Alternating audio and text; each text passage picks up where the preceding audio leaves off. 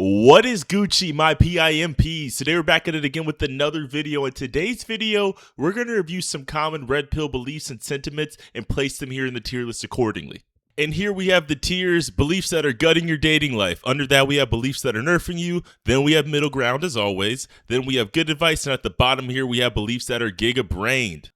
And before we get into the video, I want to say that this is the last of the series where I put colored pill beliefs inside of a tier list. The blue pill beliefs video actually got taken down for hate speech and got me a strike. So moving forward, we're going to keep it as soy as possible to avoid any other future strikes so we can keep this knowledge flowing to you all. So without further ado, let's get right into the video here. The very first red pill belief we have is a big one. It's the alpha. The whole sentiment of the alpha became really big in 2021 and 2022. Now it's more of a meme, but back then people were dead serious about who is the alpha, what makes an alpha. There were a lot of red pill discussions on how to be the alpha male.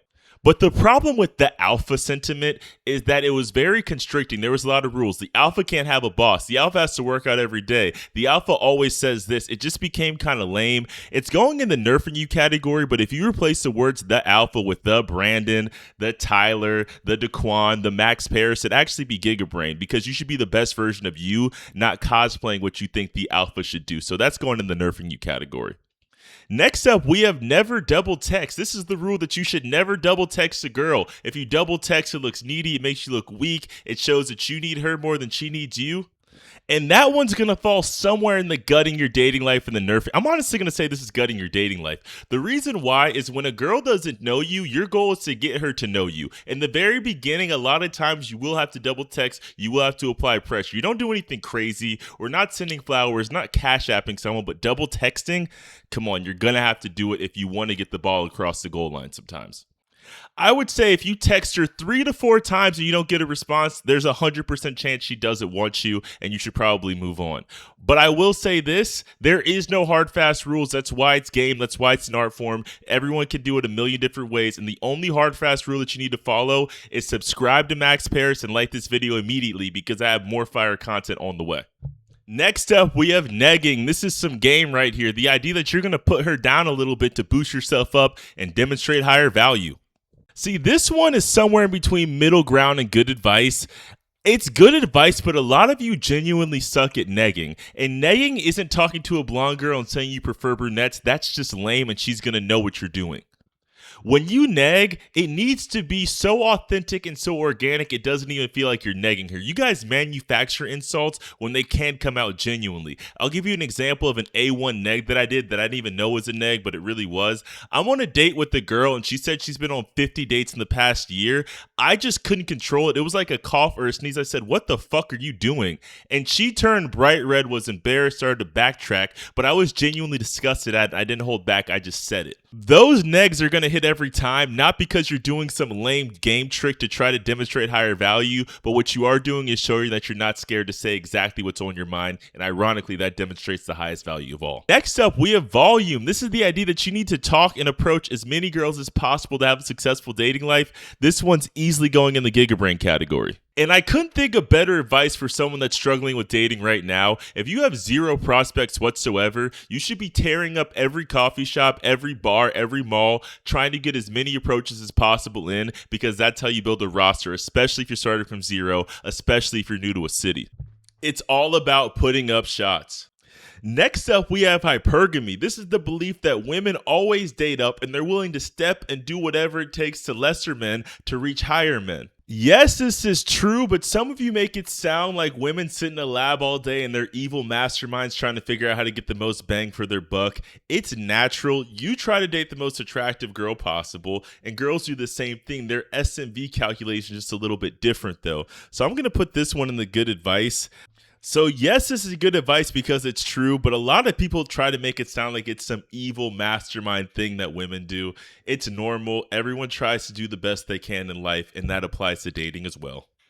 Next up, we have return to tradition. This is the idea that we should go back in time, back to the 1920s, white picket fence, nuclear family, fresh apple pies. Not only is this gutting your dating life, this is gutting your normal life. This is straight copium. Look at me closely here. We are never going back in time. Get with the times or get lost in the times. The choice is yours, but going back is not an option.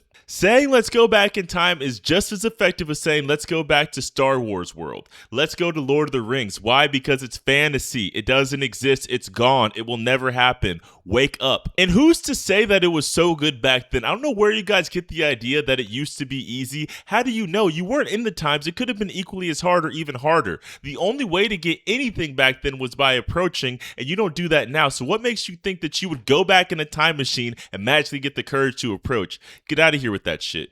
Next up, we have frame. Frame is the idea that you should have control and take charge of every social interaction between you and a woman. This means that you're going to be choosing where you guys go on dates. You're going to be the one driving. And I know you don't want to hear this, but you're going to be the one paying too. This one's somewhere between Gigabrain and good advice. You don't want to go overboard with this and be a domineering asshole, but you do want to use social interactions as an opportunity to show leadership qualities, because at the end of the day, most women want a leader. Next up, we have ignoring her. This is the idea that if you ignore her, don't respond to her texts, don't respond to her calls, she'll like you more. This shit is not only nerfing you, it's gutting your dating life. You can ignore her, and it matters when you've known her for like 2 or 3 years, but at that point, you're done with game. You don't really have to do any tricks to make someone care about you if they've been in your life that long. A lot of you all do the ignoring within the first like 2 or 3 weeks of meeting someone. It doesn't work, and you will get swept under the rug. And like I said, by the time it matters if you're actually ignoring her or not, you would have known her for so long that the games and the gimmicks have completely stopped. Now, if you don't like her and you want to move on with your life, of course you can ignore her. But if you're trying to pull her and trying to do some weird reverse psychology shit like I don't care, don't do it. It never works. That's really dumb advice. Next up, we have 304 can't be a housewife. This one is somewhere in the middle ground, because I've seen 304s in the past that have completely done a 180 and became a different person when they met the guy, and they're almost ashamed of their past and want to distance themselves as far as possible. There's actually a lady who's in my local bar scene who has disappeared for the past 3 or 4 months. I saw her last week. She doesn't drink anymore. She said she doesn't go to the bar because she don't want to mess anything up, and it's interesting to see that her psychology changed without being told. She didn't have to be told to straighten up. She just did. I think when a girl finds the guy, she will drop every single bad habit she had in the past to be her best version of herself, and she'll be embarrassed of what she did in the past, actually. So a 304 can be a housewife, but that doesn't mean go cuff a stripper. Next up, we have she cannot love you. That's the red pill sentiment that she will never love you the way you want to be loved, and I've honestly never heard a bigger crock of shit in my entire life. If a woman in her heart of hearts loves you, her loyalty will be unlike anything you've ever seen before. She will go to the ends of the earth for you. You can go up, down, left, right, step out, do whatever, and she will still be there for you. She might not be thrilled to be there for you all the time if you do some stupid shit to her, try or play in her face, but she will still be there for you. Now, a lot of people will claim that they have a woman that loves them by their side, but it's likely a relationship of convenience, and that's the caveat in all this, right? If it's a relationship of convenience or she's getting something out of this, you'll never know if she really loves you, and that's why we're going to step into this beta bucks topic next. But yes, she can totally love you the way you want to be loved. I don't know where you guys got that from. Next up, we have beta bucks. This is the idea that the alpha is the one that gets a woman's true, genuine desire, and the beta comes and pays to compensate for his lack of genuine desire. This one's going somewhere in the middle ground. The reason why is because the alpha, if he really is that guy, the alpha that everyone loves to tout in the red pill community, he's going to have a little bit of bankroll to provide for her. So the idea that one guy can be broke and have nothing and the other just has all the money, it doesn't make sense, and it's operating in extremes. And if people are leading with their money, I've noticed that partners are very good at siphoning and sucking the benefits from people and then leaving them with very little commitment in a relationship and very little love. So the whole beta bucks theory doesn't check out, because the beta is not actually going to pull with his bucks. He's not really going to do much if he truly is a beta. Again, this one goes up in the air because it operates in extremes, but it's somewhere in the middle ground. Next belief we have is prime is 30 plus. This is the belief that a man's prime is around 30 and older. This one is somewhere in the middle ground, and I'll tell you why. It depends on what a man is doing in his late teens and 20s to see if his prime is 30 plus.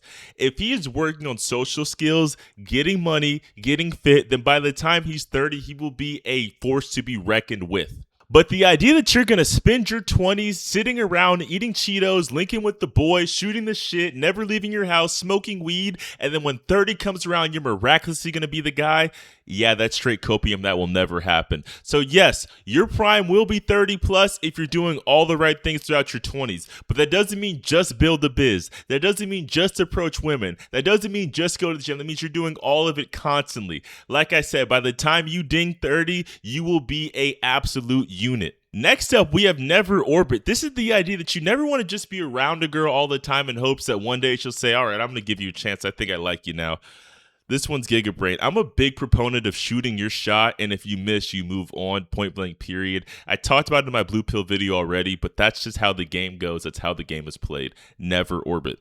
Next up, we have genuine desire. This is the idea that sometimes a woman sees a man and she just wants him for him. She doesn't care if he's in a cardboard box. She doesn't care what he says. She wants him for him in no other circumstances. This one's nerfing you. This is some Disney fantasy bullshit. And the reason why the whole genuine desire theory doesn't jive well with me, it's because if I'm a millionaire and I go to Thailand, an extremely poor woman is just going after me nonstop because she knows I could change her life. In that moment, it's going to feel like genuine desire to both of us. And it's impossible to know if we were both millionaires, would she still want me? It's like a shoulda, coulda, woulda. We never know if it's really genuine, but we do know desire's there, and that's close enough. So this idea that you're looking for perfect genuine desire, I feel like you're chasing the dragon and it'll never really work out like you planned it out in your head. The next one is a good one here. It's soulmates don't exist. This is the idea that there is no one out there. There is no one female for you. And I want to say that this is Gigabrain. This might be the most Gigabrain red pill concept out there. And this concept alone can save lives. Knowing that your relationship and love life is malleable can actually save your life. You see, a lot of people lose their first relationship, maybe their second, maybe go through a really bad divorce and feel like their life is absolutely over. Knowing that that's not true and you're able to dust yourself off, re-enter the dating world and be okay afterwards can save lives. A lot of people do extremely stupid things after they lose a person that they love, and it's because they had this idea that their life is over. They made some critical mistake that they can never recover from. It's just simply not true. When we look at the idea of the one never existing and soulmates not being real, it actually brings relief to people, especially when they're fresh off of a breakup. Now, while people are in a relationship and they've been with a girl for 8 years, 10 years, she's the one. That's statistically not true, bro. Get real. This is not a Disney movie. There's 8 billion people on Earth, and you're telling me in your small town you found your one soulmate. That's your chemicals firing off, saying that you're in love. That's your brain, but your logical brain is still in there somewhere, and you know that I'm right. I made a typo on this, so I'll keep this short. This was actually supposed to be Virginia. If you catch my drift, wink, wink, cough, cough. She doesn't need to be from Virginia. The idea that she has to be from Virginia to be a good person or be your wife is nerfing you. Next up, we have they will come. This is the idea that if you build your empire, build yourself up, one day women will come to you. I couldn't think of anything more gutting to your dating life. The idea that you're going to be sitting up in your castle like some type of princess, then one day a female white knight is going to come, take off their helmet, reveal themselves, and say, "Come away with me, my king." Gotta be one of the dumbest things I've ever heard. You have to put up shots like everybody else. You can build your empire all you want, but that does not mean that people are going to come knocking on your door to give you opportunities and want to be with you. You get girls by putting up shots in the real world, not by waiting. So you can go ahead and believe that whole they will come. Oh, they're going to come all right, just not to you. Next up, we have gym. This is the red pill belief that hitting the gym is mandatory. I've already reviewed this in my black pill video. This one is Gigabrain. A real no-brainer. Why not boost your T? Why not push your body as far as possible? Why not look your best? I mean, come on. Simple stuff here. And the last item we have here on the tier list is men don't care about her money. You hear this on Fresh and Fit all the time, that a guy will date a McDonald's worker. We don't care about what women do. We only care about our own bankroll, and I couldn't think of a bigger crock of shit. The reason why, it's because the only way to confirm that you're not being used or in a beta buck situation that we talked about earlier is if she can go without you. If she financially needs you, if she really needs you for anything, how do you know that she actually wants to be in a relationship with you? How do you know she's not putting you in a beta buck situation, maybe out of pure necessity? So if I have a choice between a McDonald's worker and the executive VP of a Fortune 500 company, I'm choosing the executive VP 11 times out of 10. This is one way for you people that are obsessed with genuine desire or don't want to be in a beta buck situation. This is a fail-safe, foolproof method to make sure you're not being used. Why? Because she already has her own. So if she's choosing you, it's not because she needs something from you. It's because she actually wants to be there. And if you made it this far in the video, it's because you actually want to be here. So it's a good idea to subscribe to the channel, like the video. Thank you so much for watching. And if there's any other red pill beliefs that I missed, go ahead and throw them down in the comments section and put a tier list rating on them. Thanks for watching. Peace.